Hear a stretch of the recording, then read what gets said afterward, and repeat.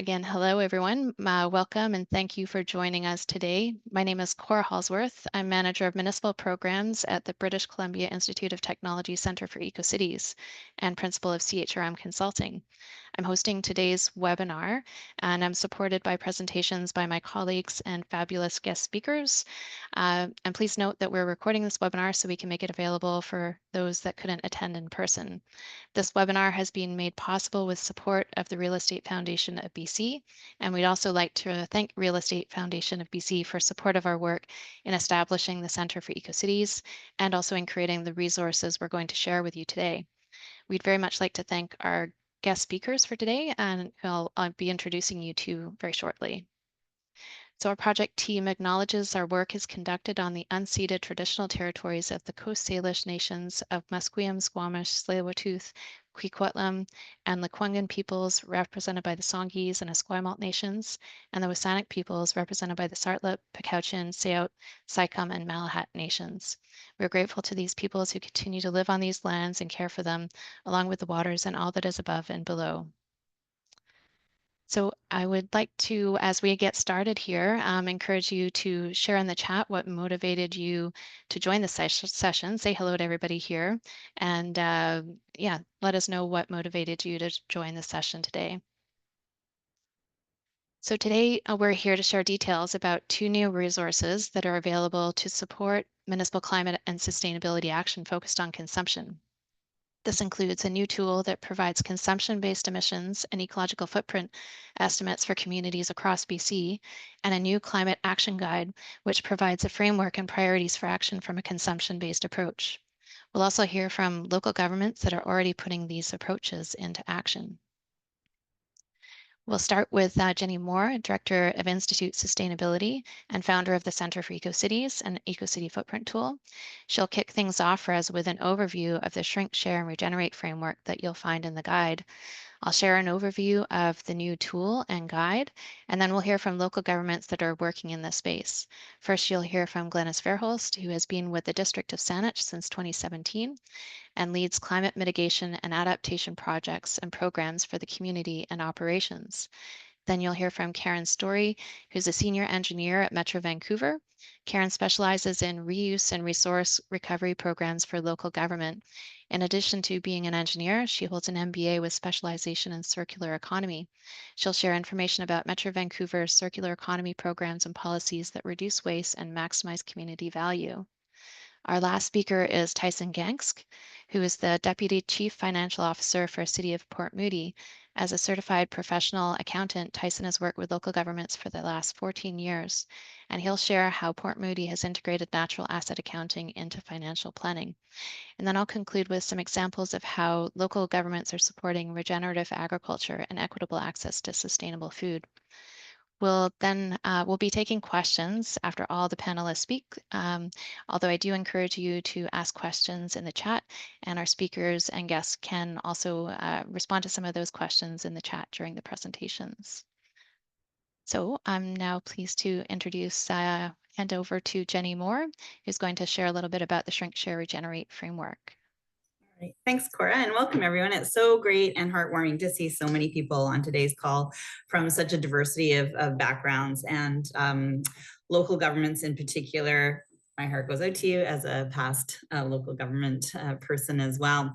So I really believe that the Shrink, Share, Regenerate framework is the path to sustainability. We really need to shrink the amount of resources we're consuming, our ecological footprint, our emission inventories. It goes all hand in hand, right? If we're taking more from nature than nature can provide while maintaining those natural ecosystems that support us, we're not going anywhere in the future. So shrink first and then share. We need to do a way better job of sharing the resources that we already have, including sharing the wealth. As we go through, in my perspective, the sustainability polycrisis is really around the disequitable distribution of resources that then manifest as money wealth, but it also translates to all kinds of things around sharing resources, education, information, technology.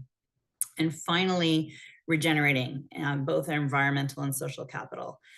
We've already taken too much, and so we need to start reconstituting those ecosystems that we all depend on, as well as build back our social institutions, social justice, so regenerating ourselves and regenerating the earth. So shrink, share, regenerate.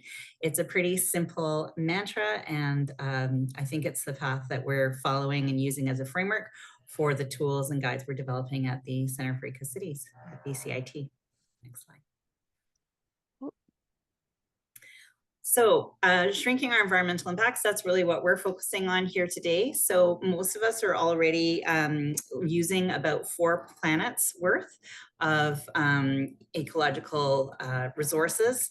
And so when we think about our footprint, emissions are important, and the consumption-based approach is super important. And we also need to think about, what does that translate to? It's not just emissions, of course, it's energy and materials as well. And so thinking about where we need to reduce is really important, and how we're going to reduce. So we have a lot of work ahead of us if we're going to achieve that goal of living within Earth's ecological carrying capacity. And the biggest challenge I think that we face is that, as alluded to earlier, the consumption of these resources, the impacts that we're experiencing are highly disequitable. And we have been growing that polarization, or that sustainability gap, for a long time. So even if most of the bottom income earners and most of us in middle class, we do everything we can to achieve sustainability and reduce our emissions, we're still not going to hold the line on climate stability or any other form of ecological integrity. And so how do we as local governments engage our citizens in a narrative where we already know that the top 1% and top 10% of income earners need to do more than, well, their fair share and more, if we're going to get to sustainability? And so in my experience now, increasingly young people in particular, are very attuned to this, that there's a huge disequity, and many people are not even meeting their basic needs, and they're not the major contributors to the problem. But we do need to have the conversation, and in tense times, it becomes even more challenging on how we get there. So an equity-focused narrative that's inclusive, that's positive, is really a starting point, and that's where the purpose of this guide that we're going to talk about today comes from. Next slide. So we also talked about regenerate. So shrink, share, and now regenerate. So as we go forward, we already know that we have converted more of the nature's ecosystems, in particular forests, past the level of what is considered sustainable. So 75% is what we need, and we only have 66% of forest surface area available still. We already have appropriated more than 85% of nature services, directly and indirectly, to support the human enterprise, and we simply are running out of nature's ecosystems. So although population and consumption continue to go up, population is starting to level off, but consumption is still going up. We are consuming in disequitable ways, so that many people can't meet their needs, and many people they just don't even know what to do with all their wealth, but are living way, way, way beyond their means. And somewhere in all of this, we need to start regenerating Earth's ecosystems so that we can have a viable future. Technology alone can't save us, and certainly won't in the paradigm that got us into this problem to begin with. So as we go forward, being inclusive, focusing on equity, indigeneity, decolonization, these are all parts of the threads of the conversations that we're going to be having around our own long-term viability of how we find a socially just path to work together towards sustainability that involves regenerating the natural ecosystems of which we're part. We're not a part, we are part of. All right, thanks very much, and I'll turn it back to Cora. Thank you, Jenny. So at the Center for EcoCities, we've been working with local governments on key metrics that support action aligned with the Shrink, Share, and Regenerate framework. These are the consumption-based emissions and ecological footprint that Jenny mentioned. And starting with the consumption-based emissions. So typical community inventories use a territorial approach, which capture emissions that occur within its borders, plus electricity, while the consumption-based emission inventories, also known as CBIs, look at life cycle emissions of all goods and services consumed by members of the community, no matter where they were produced globally. So CBIs identify impact areas that are often overlooked in traditional inventories, such as food, out-of-boundary travel, embodied impacts of materials used in built environment and consumable goods, and also the embodied emissions of the fuels.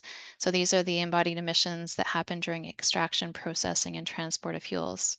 So another key metric we focus on, as Jenny noted, was the ecological footprint. This is a land-based metric that estimates how much land and water area an individual or community needs to produce all of the resources that we consume and absorb the carbon dioxide we generate.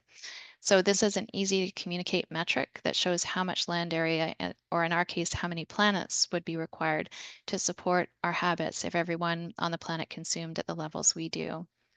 So now we've generated dozens of CBI and ecological footprint assessments for communities, including 30 in BC and others in Canada, internationally, all using the EcoCity footprint tool that Jenny created during her PhD.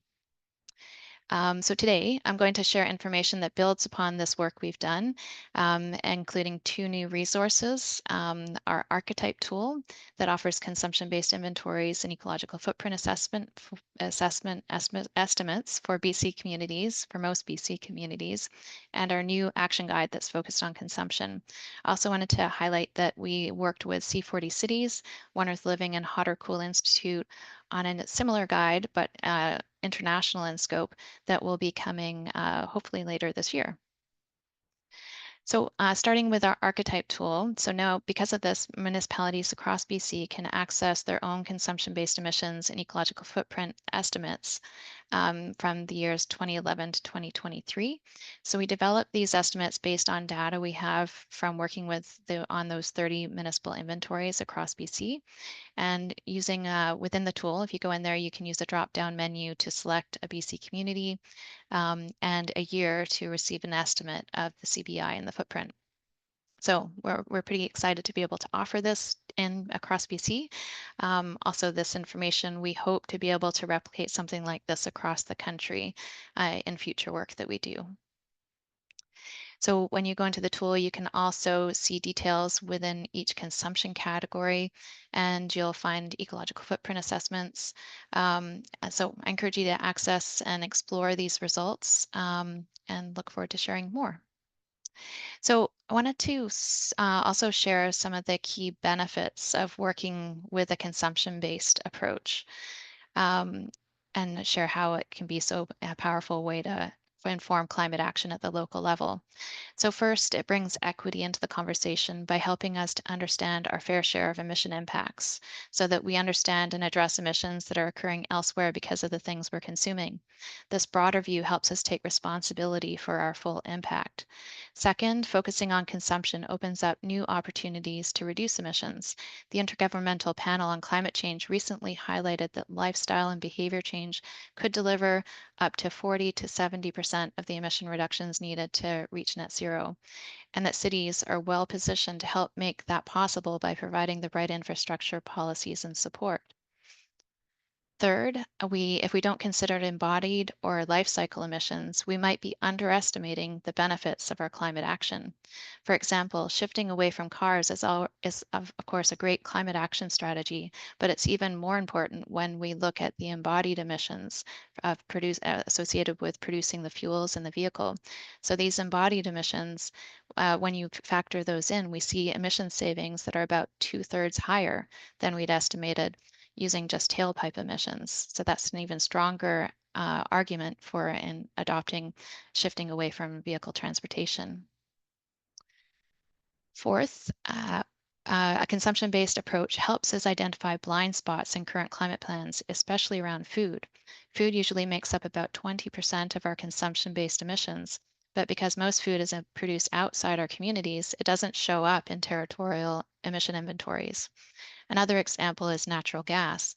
Natural gas is often presented as a lower carbon option compared to other fossil fuels, but when we consider its full life cycle emissions, including methane leakage and extraction impacts, the benefits often disappear.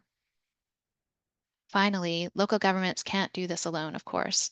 A consumption based approach helps clarify roles for action, not just governments, but also for community members, organizations, and businesses. It can be a valuable tool for prioritizing action and engaging broader community in meaningful system wide change. So, in the guide, you'll find opportunities for local governments to take action on consumption based emissions and the ecological footprint across 5 areas: buildings, transportation, food, and consumable goods, as well as cross cutting strategies related to community planning. Wanted to highlight that another impact area that we consider in the ecological footprint is water, and we haven't included it here because, from a greenhouse gas emission perspective, it comes out as a relatively low impact. But in other areas, it is a higher impact. And it's still definitely, of course, an important issue to be considered. But these are the priorities from a consumption-based approach shown on the screen in terms of greenhouse gas emissions. So I wanted to, in the following slides, I'll walk through some of the quick highlights from the guide for each category, and then you'll hear from speakers who will provide specific examples of actions they've undertaken in their communities. So, as I mentioned, impacts of food are not typically addressed in local government climate action work, but they're responsible for nearly 1/4 of many Canadian communities' consumption based emissions. Even more striking is the fact that much of the food that is produced is wasted. According to the UN, a half of fruit and vegetables produced each year is thrown away. From a consumption perspective, we can deepen impacts by focusing on reducing carbon intensity of food production and food choices, as well as reducing food waste, including supply chain food waste. So later on, I'll share a little bit more about regenerative agriculture opportunities that can be explored by local governments. For waste, a consumption based approach pivots from emphasizing recycling and waste management to prioritizing circular opportunities that reduce consumption of raw materials. And we're seeing a lot of leading cities now helping encourage residents adopt circular practices like share, reuse, repair. And senior governments play an important role here through adopting product labeling similar to the Guide for Homes. So a bit later, you'll hear from Karen Story, who'll share some of Metro Vancouver's examples to shifting upstream through share, reuse, repair. And when we look at buildings and the built environment through a consumption lens, we also broaden our focus. So it's not just about low carbon energy and efficiency upgrades.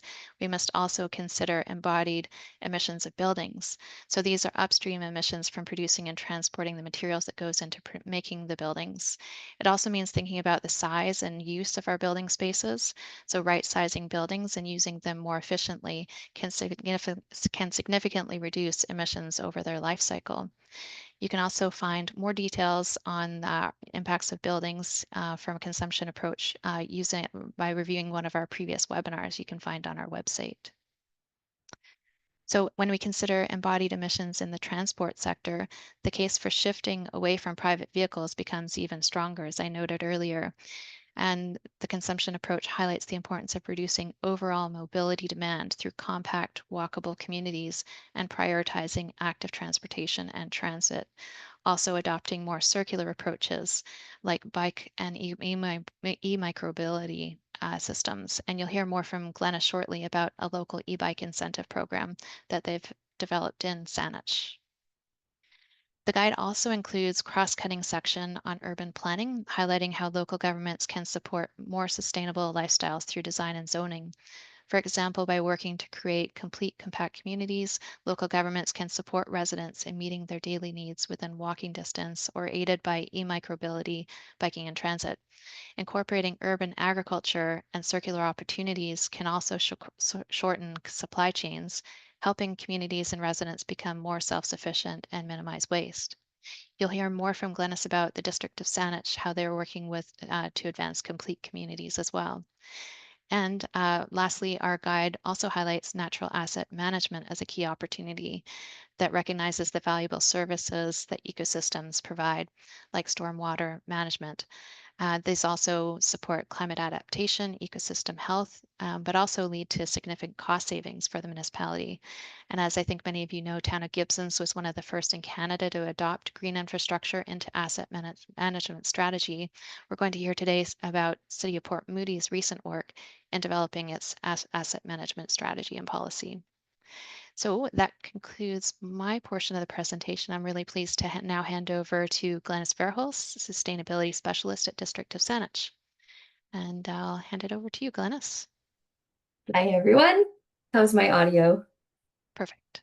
Oh, wonderful. So thanks for being here today. And it's neat to hear how all of our projects really fit into the frameworks and guidance that Cora and Jenny were speaking about. So I'm joining you from Lekwungen and Saanich territories that Cora acknowledged.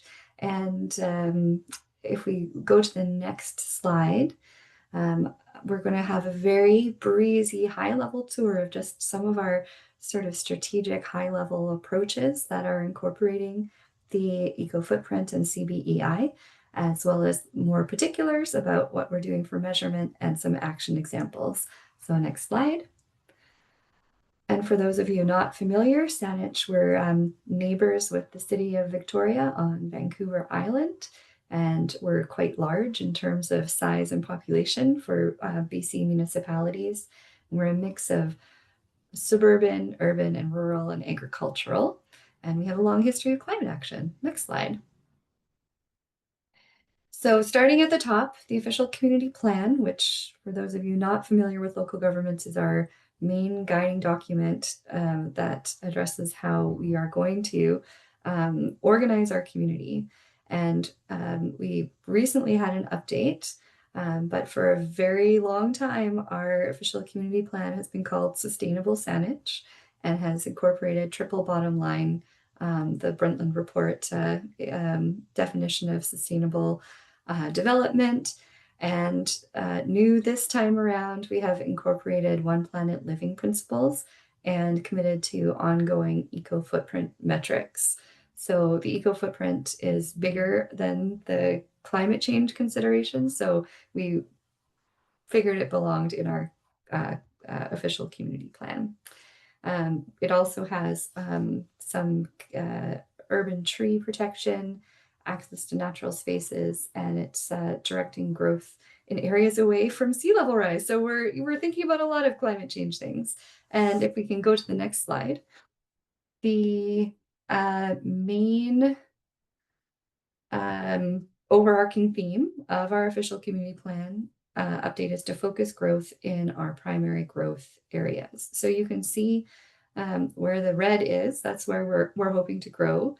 And you can see the areas that are lighter colors, those are our outside of our urban containment boundary that we've had in place for a very long time. So that's where our main agricultural land is, and we have no plans to change that. So within our urban containment boundary, we are developing along centers, corridors, and villages, and the creation of 15-minute communities, which is new commitment in our OCP update. And this is critical if we want to support the implementation of quality transit and active transportation networks to meet our mode share targets. And compact, complete 15-minute communities have less infrastructure costs than more spread out land use. They encourage less car reliance and more walkable and bikeable communities. They have better service levels and quality to more people, including transit and bike lanes. They've got greater energy efficiency. And of course, as Jenny was suggesting as well, better protection of the natural areas. Next slide. And interrelated with all of that is the development of our cycling, sidewalk, and trail network. And so this slide is showing our current and future cycling network as seen in our updated active transportation plan. So by 2040, the active transportation plan was meaning to install 73 kilometers of new bike facilities, totaling 49 projects. And this is in addition to the updates to our pedestrian network and the public transit network. And next slide. There's so many other strategies and plans that are related as local governments and the local government Act and our community charter, we're responsible for looking after the well-being of our communities. So that has a lot to do with sustainability. So we have recently adopted a biodiversity conservation strategy, urban forest strategy, agriculture and food security plan, and has been touched upon a lot here too, looking at our asset management plan, and natural asset inventorying is underway. Next slide. And now getting to my favorite part to talk about, which is our climate plan. So we adopted this climate plan in 2020. It's following up from our 2010 climate plan or 2011 climate adaptation plan. And it's looking at both mitigation and adaptation actions. And for the first time in 2020, our climate plan, we got to work with Cora and Ryan on this and Jenny to incorporate the consumption-based emissions inventory into the plan. And as you can see, our plan has 6 focus areas below and also 131 actions.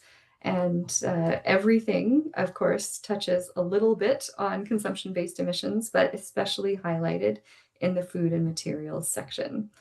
And equity also is embedded into our plan. We're using the USDNs, the Urban Sustainability Directors Network aspects of equity. So considering structural, distributional, and systemic, as well as transgenerational equity considerations.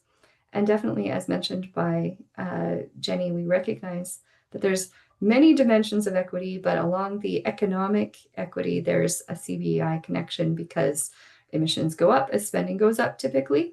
And also, as we'll look at in our next slide, not yet though, people who are lower income, if there is a cost towards adopting a more sustainable lifestyle, they face more barriers to that. Although, of course, sometimes sustainable living is less expensive, as we see generally in those averages. Some of our actions in our climate plan that are specifically addressing consumption-based emissions include developing a zero waste strategy.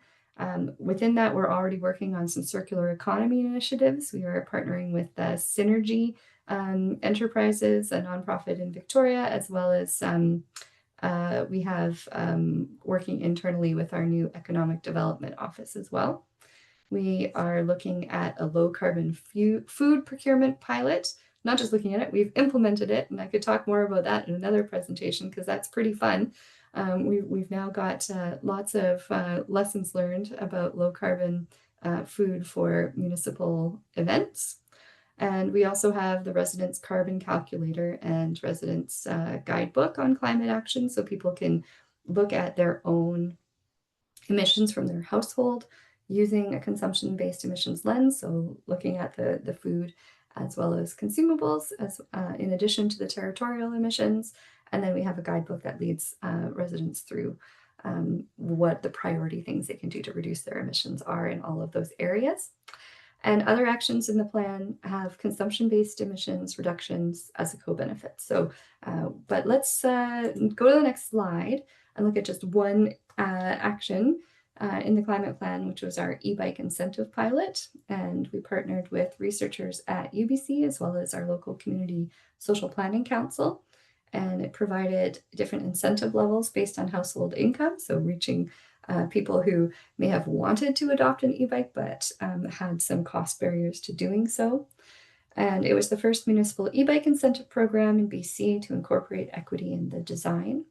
And with our third-party independent analysis, we saw that it reduced GHG emissions from personal transportation between 30 and 40% among participants. And that was a 3 survey check-in with people at purchase and 6 months later and 12 months later.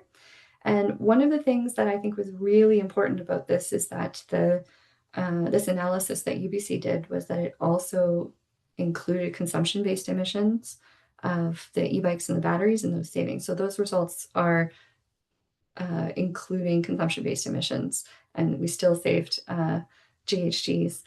And interestingly enough, we didn't succeed in vehicle shedding within the study period, which means people didn't get rid of the vehicle that they already had in their household, but they were riding so much to replace car trips with e-bikes, that it more than made up for the embodied energy in the e-bike. So that's something for us to consider. And potentially, if we had followed the residents through more than a 12-month period, we may have seen some vehicle shedding. That's what we're hoping. Next slide. And I'm very, very excited to say we're working on a climate plan update.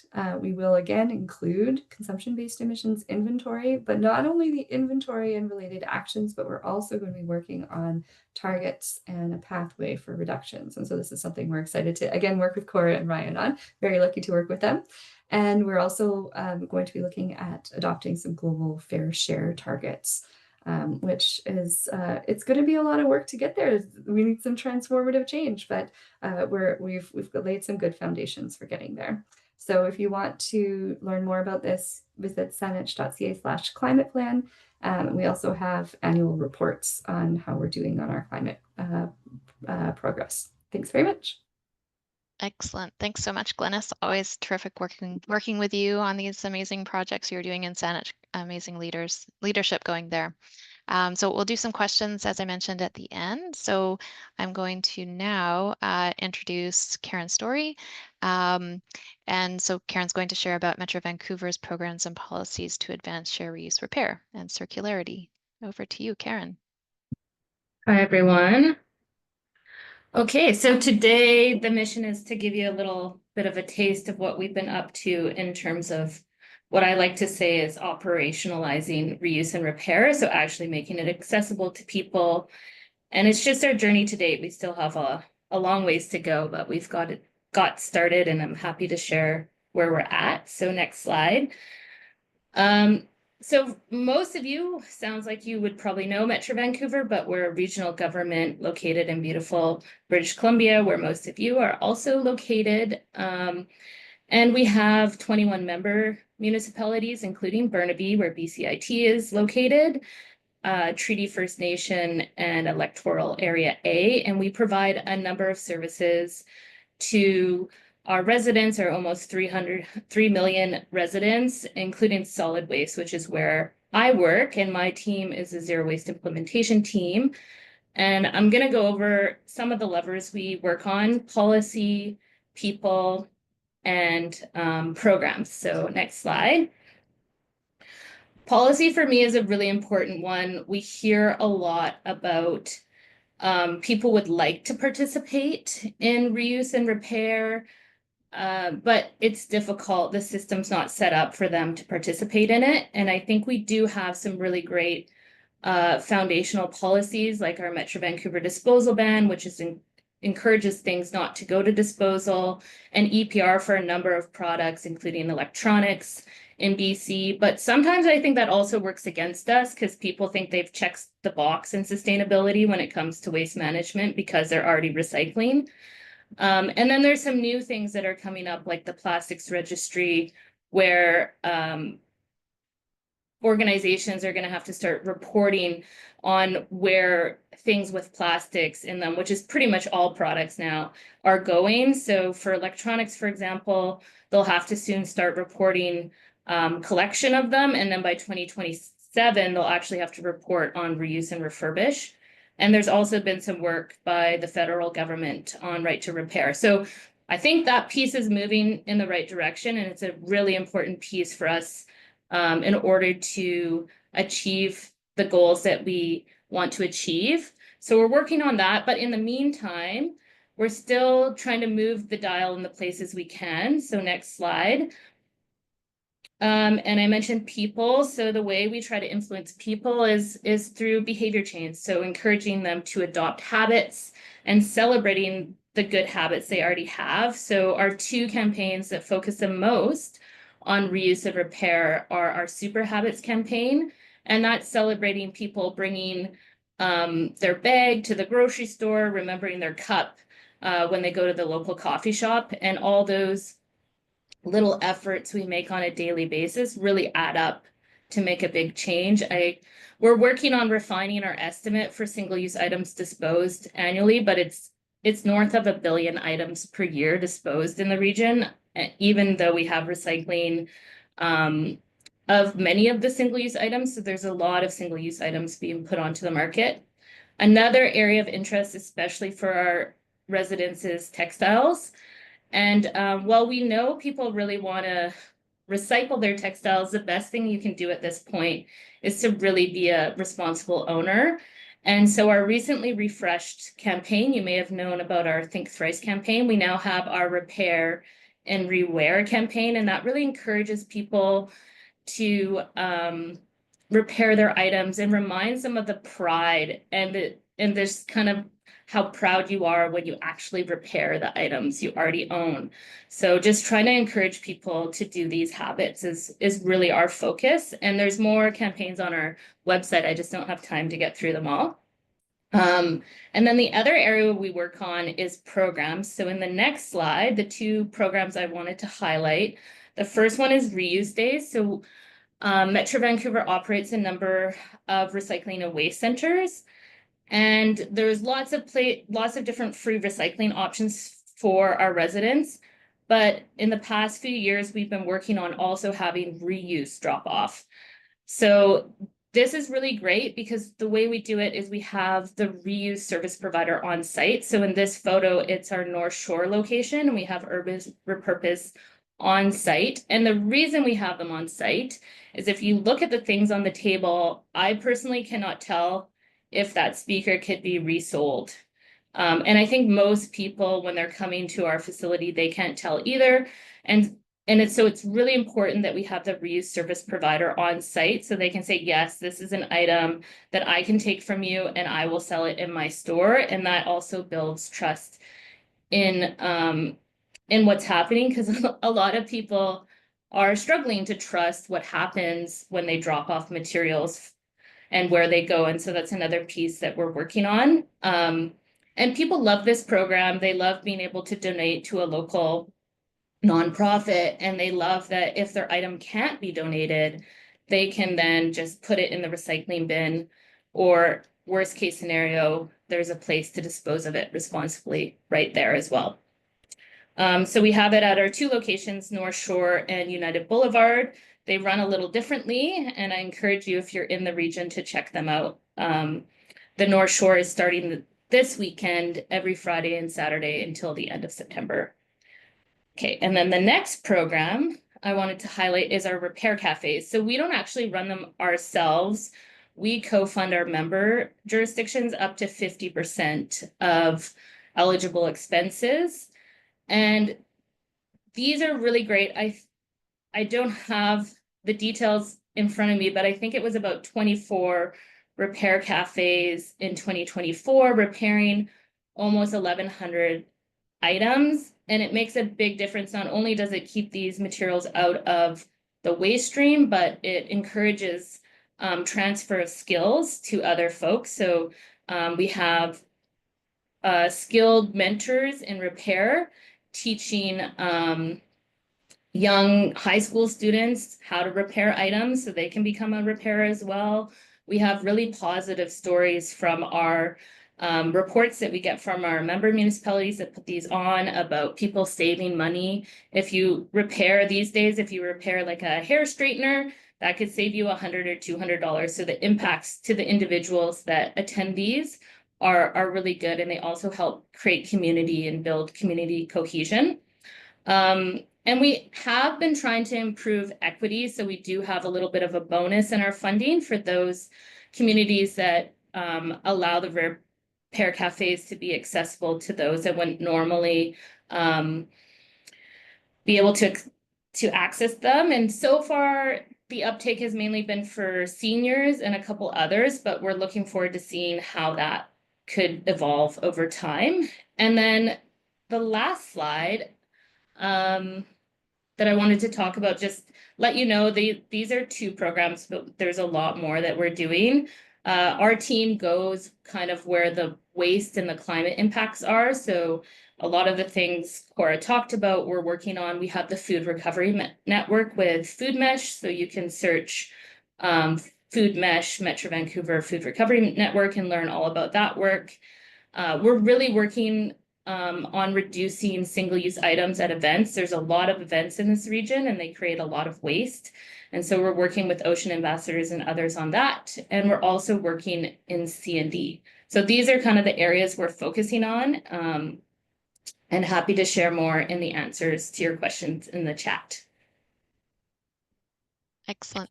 Thanks so much, Karen. Yeah, Metro Vancouver has been a longtime leader in this space of really going upstream on waste reduction. So really thrilled to hear all about these programs. And I know, as Karen said, there's lots more going on there too. Wanted to highlight that some of these programs that Karen mentioned are included within a new guide that came out from Share, Reuse, Repair. I collaborated with Rosemary Cooper, who's on the webinar today, on this new guide, along with a few other partners. We worked to create this guide that summarizes opportunities for local governments to advance share, reuse, repair. So this guide includes a lot of specific actionable items and good opportunities for all levels of activity too. So good for all different types of communities across the country. So information on this is available on by contacting Rosemary or myself. Yeah, and that will be a great resource hopefully for local governments as well. So next up we have, so thanks again, Karen. And next up we have Tyson Gangsk from City of Port Moody, who's going to talk about their approach to incorporating natural assets accounting into financial planning as a strategy for protecting and regenerating nature. Over to you, Tyson. Thanks, Cora. Yeah, so I'll be talking about the integrating natural assets into accounting and financial planning for municipalities. In 2024, the City of Port Moody formally adopted a natural asset policy, and so I'll be talking about aspects of that and how it factors into our overall asset management planning and accounting. Next slide. So this work and this project was really a cross-sectional team from our municipality, and it really involved almost every department within the city and was actually led through financial services. We also had some great collaborators. We used Urban Systems to help us with our strategy and policy. And then we worked very closely also with the SFU Action on Climate team, who contributed as well to the work and a lot of our workshops here. So when we're talking about broad nature-based solutions, we were very focused in this work on the natural assets, and we defined those sort of on this slide here in terms of our forest, wetlands, coast, soil, air, water, lakes, rivers, creeks, fields, and grasslands. We wanted to make sure we really defined that scope and didn't move across the spectrum into some of the restored or hybrid or engineered assets. Those are also very important and an important piece to your overall approach. But in this case, we're just really focused on the natural assets identified on the left. Next slide. And so our approach at the City of Port Moody it's really to build upon some of the existing asset management processes. We know that natural asset management is a core component of the overall natural asset or overall asset management, which is really again focused on service delivery and the process of delivering those services to our community. We looked at natural assets, their condition, costs, and the risks associated to that service delivery, assessing our natural asset management practices, and looking at a lot and as Glenn has touched on it, some of the other policy and a lot of work that's already been done in this area, how we could bring that all together, develop our plans and strategies, and then integrate that information into the work that each department continues to do. As a side note, it was kind of flagged that natural asset management is considered a best practice for the professional engineering industry, and they are really looking at our overall asset management plans and policies to, again, deliver those services to the city. Next slide. So we really view this as a bit of a pyramid framework. Our policy, overarching policy, which was approved by our council, kind of sitting at the top. We then have a strategy that identifies the approach the city will take to achieve some of those objectives within the policy. And then we have all the natural asset information, which identifies the assets within the city, the municipal services they provide, and the risks associated to these assets and the services. We can jump to the next slide. I promised Cora I would be 5 to 8 minutes, and I have a stopwatch going and it's moving very fast. So when looking at our municipal services, this is a map of sort of the services provided. We really broke that down into some asset categories like forests, wetlands, lakes, and watercourses, and then looked at those services that those assets are providing. And this map kind of highlights some of that space within the city of Port Moody here. And jump to the next slide. So our initial inventory was primarily a desktop exercise, relying on a lot of existing information and GIS work. It was a close collaboration between Urban Systems and the city's GIS team.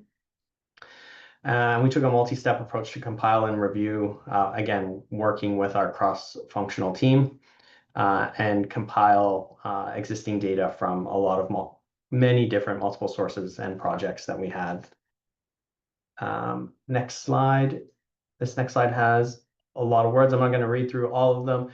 There is a lot of relevant information, a lot of existing information that we had access to, and we were fortunate that we had nearly wrapped up our urban forest management strategy. So we had a lot of detailed information that was coming from that strategy as well.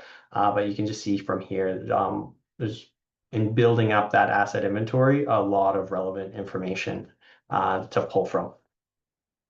And then next slide. As an accountant, this is the slide I love because we're finally putting some numbers and dollars to it. But we did a valuation, and this was challenging. The valuation is really focused on the services that these assets provide to the municipality. And in my next slide, I'll talk how some of the approaches to that valuation. We came up with a value, just over $376 million. To put that into comparison, on our financial statements, we have about $740 million of tangible capital assets, of which about 63% is land. And so here you can see our natural assets that don't form part of that number are roughly about half of our TCAs, and are nearly the same amount, well, $100 million difference between the valuation of the natural assets here and just our land assets within the city. And then interesting when you kind of dive into those details is where those values, some of the categories where those values really jump up. If we could jump to the next slide. So we did take kind of two looks at that valuation. For part of it, replacement cost becomes the most relevant. So what would it cost to provide the same level of service with built infrastructures? There's various views and ideas about the valuation methodologies, but this was kind of a broadly accepted way and an approach that many other municipalities have used. The other piece we looked at was value transfer. So what are the published values that may be appropriate? And we used estimated economic worth for some of the areas, especially within the forest category. So on air purification, carbon sequestration, carbon storage, and those came from our urban forest management strategy. So we jump to the last slide here. Just to tie it back to kind of the title of the presentation, accounting for versus accounting for.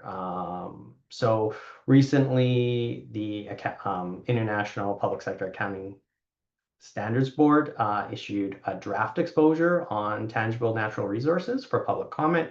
That closed earlier this year. The chair of that board, I've got the quote there: proposed guidance fulfills an important gap in literature and will provide not only the financial reporting, but also encourages better public financial management and policy decisions for many governments. And I think that's the big important piece here is this helps in terms of the policy decisions to deliver services to our community. Right now, natural assets aren't part of financial statements. We have followed what some other municipalities have done. I think Gibson's being one of the leaders in this area, but I know a lot of other municipalities have done this. We do have a note in our financial statements, specifically in our tangible capital asset notes, that references that we do have a number of natural assets that reduce our need for structured TCAs, that they're not valued specifically in the statements, but a recognition of their value, so that financial statement users can see that. And so that's a very whirlwind look at how we've evolved in terms of our natural asset management strategy and policy. Excellent. Thanks so much, Tyson, and thanks for condensing a very rich amount of information into a brief time period. Really appreciate that. Such a also critical area to make a great strategy for helping to ensure that we are continuing to protect and regenerate nature. So this is a really critical piece of work as well. I just wanted to next share a little bit of information about regenerative agriculture, because this is another key opportunity area related to food. Also can be an opportunity for nature regeneration as well if it's done right. So, so this is a great opportunity to reduce energy and emissions and ecological footprint impacts. So regenerative agriculture describes farming practices that focus on restoring soil and ecosystem health, and they emphasize the production of food that's healthy for the planet and for people. So there's a variety of reasons why regenerative agriculture can help reduce emissions. For example, healthy soils act as a long-term carbon sink through the use of less fossil-based inputs. Regenerative farms also are more diverse, which builds their resilience to crop failure and thus reduces waste. And circular approaches are often incorporated, which reduce the demand for resource inputs as well. So we weren't able to have a municipal speaker join us today, although I did want to mention that one of the founders of the example I'm going to share is on the webinar today, and she's more of an expert. If there's any questions about this, I'll call on her to help. That's Lindsay Boyle on the webinar today as well.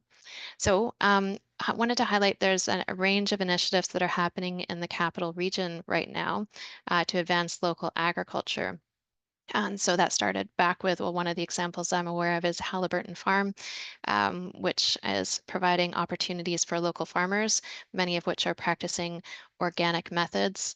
And this is on leased land, land leased from Saanich. Also, CRD's Regional Foodlands Access Service is working to make land available for farmers. So those are two great initiatives already happening in the region. And one more recent one, which is practicing and supporting regenerative agriculture, is the Sandown Center for Regenerative Agriculture. So this was developed on municipally owned land in the district of North Saanich. So it's leased land, leased from the municipality, underutilized area.